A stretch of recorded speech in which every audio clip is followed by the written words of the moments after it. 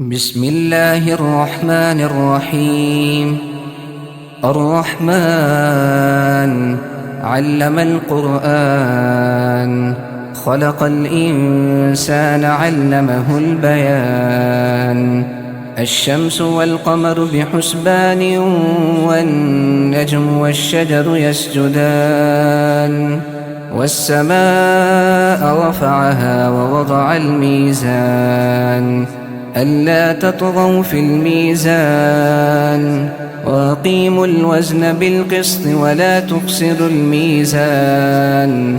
والأرض وضعها للأنام، فيها فاكهة والنخل ذات الأكمام، والحب ذو العصف والريحان. فبأي آلاء ربكما تكذبان؟ خلق الإنسان من صلصال كالفخار، وخلق الجان من مارج من نار.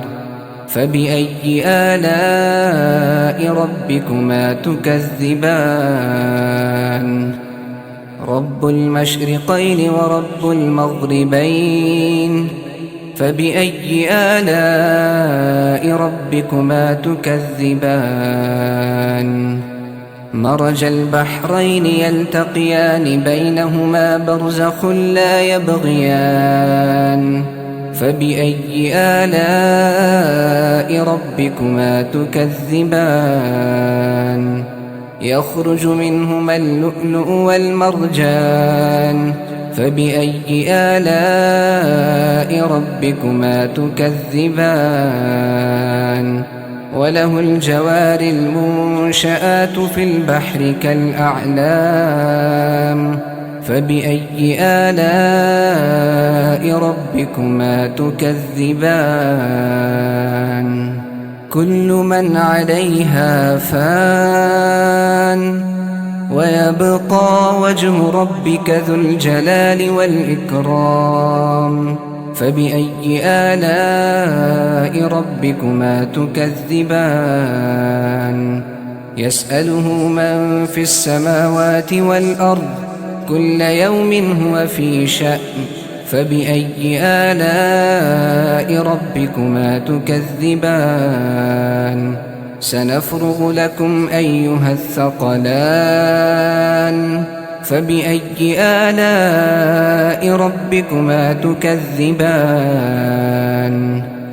يا معشر الجن والإنس إن استطعتم أن تنفذوا من أقطار السماوات والأرض فانفذوا، لا تنفذون إلا بسلطان. فبأي آلاء ربكما تكذبان؟ يرسل عليكما شواظ من نار ونحاس فلا تنتصران. فبأي آلاء ربكما تكذبان؟ فإذا انشقت السماء فكانت وردة كالدهان. فبأي آلاء ربكما تكذبان؟ فيومئذ لا يسأل عن ذنبه إنس ولا جان. فبأي آلاء ربكما تكذبان؟ يعرف المجرمون بسيماهم فيؤخذ بالنواصي والأقدام. فبأي آلاء ربكما تكذبان؟ هذه جهنم التي يكذب بها المجرمون، يطوفون بينها وبين حميم آن. فبأي آلاء ربكما تكذبان؟ ولمن خاف مقام ربه جنتان. فبأي آلاء ربكما تكذبان؟ ذواتا أفنان. فبأي آلاء ربكما تكذبان فيهما عينان تجريان فبأي آلاء ربكما تكذبان فيهما من كل فاكهة زوجان فبأي آلاء ربكما تكذبان متكئين على فرش بطائنها من استبرق وجنى الجنتين دان فبأي آلاء ربكما تكذبان فيهن قاصرات الطرف لم يطمثهن إنس قبلهم ولا جان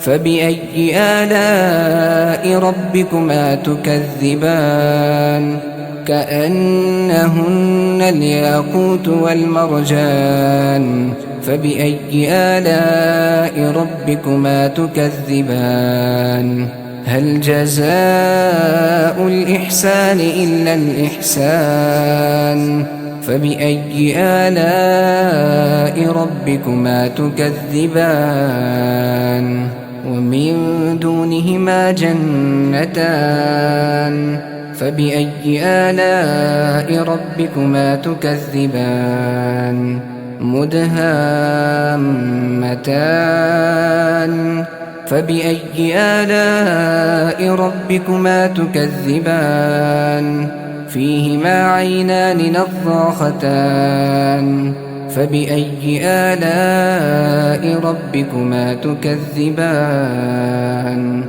فيهما فاكهة ونخل ورمان فبأي آلاء ربكما تكذبان فيهن خيرات حسان فبأي آلاء ربكما تكذبان حور مقصورات في الخيام فبأي آلاء ربكما تكذبان لم يطمثهن إنس قبلهم ولا جان فبأي آلاء ربكما تكذبان متكئين على رفرف خضر وعبقري حسان فبأي آلاء ربكما تكذبان تبارك اسم ربك ذي الجلال والإكرام